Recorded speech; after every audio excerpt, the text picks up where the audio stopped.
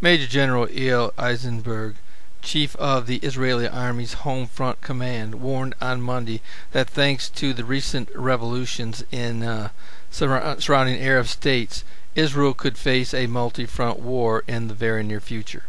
While Western leaders, and especially Western media, have portrayed the presumably pro-democracy revolutions in Egypt, Tunisia, Libya, and Syria as a possible development, Israeli officials have been warning that they are quickly being hijacked by radical Islamists.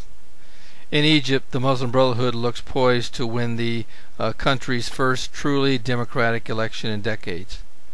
Reports in recent days are that other Islamic groups are making their moves in post-revolution Tunisia and Libya.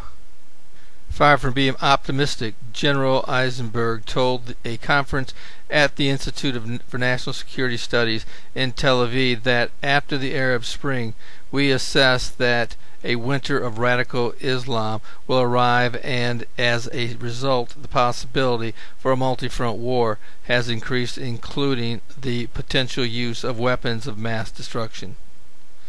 Government officials in Jerusalem blasted Eisenberg in the local media for exposing classified materials and stirring up tensions in the region. But Eisenberg was not alone in sharing his concerns over what the coming months could hold for the Middle East. Speaking at a news conference in Brussels on Monday, European Union counterterrorism chief Gilles de Kerchove cautioned that the Arab revolutions could lead to a power vacuum that terrorist groups will seek to fill. Something that should be pointed out in regards to the possible Psalm 83 war scenario. I am not completely sold on a Psalm 83 war, but I certainly won't discount it if evidence presents itself as a possibility. Case in point, many of the countries that are projected to take part in the Psalm 83 war are nations recently involved in the supposed Middle East Arab Spring, or are projected to be victims of it in the very near future. Most intelligence analysts believe that Syria will be the next to fall. That would place Egypt, Syria, Lebanon, which is controlled by Hezbollah, Gaza, controlled by Hamas, and the Palestinian Authority, which is controlled by Fatah, under the control of radical Islamists. Many believe the change of leadership will result in positive change toward a democratic Middle East, but the truth is, it will lead the Middle East down a road of religious hatred toward Israel.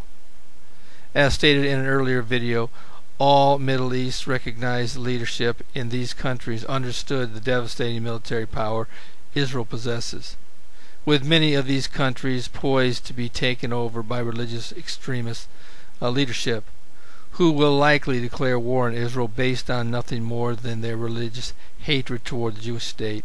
A Psalm 83 scenario can easily be envisioned. Point number 2, the fact that Israeli government officials blasted Major General Eisenberg for exposing classified materials and stirring up tensions in the region leads me to believe this is a very real war possibility.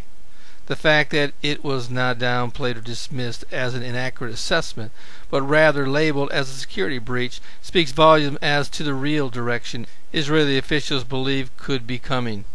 Eisenberg cautioned that the Arab Spring could turn into the radical Islamic winter.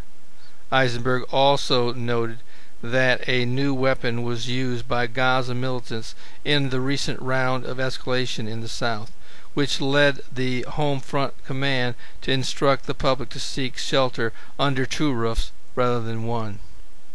This is Terry Malone with the Calvary Prophecy Report.